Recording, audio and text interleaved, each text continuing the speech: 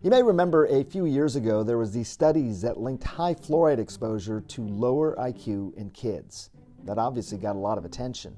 But there was an important caveat. The fluoride exposure in those studies was roughly 2 times what we typically see here in the United States. So, new studies set out to investigate the impact of fluoride exposure at levels typically found in your faucet. And this new study tracked nearly 27,000 people in the US starting in 1980, followed them through 2021, so more than 40 years, and throughout that time, they were tested on things like reading and math and memory and attention. And they found in students who lived in communities with typical levels of fluoride actually outperformed those who didn't have fluoride at all. And that importantly, over the decades, fluoride exposure did not contribute to cognitive decline. Now, keep in mind, there are a lot of reasons that could explain this. Perhaps communities that fluoridate their water also have better schools or more resources, but one thing does seem to be clear.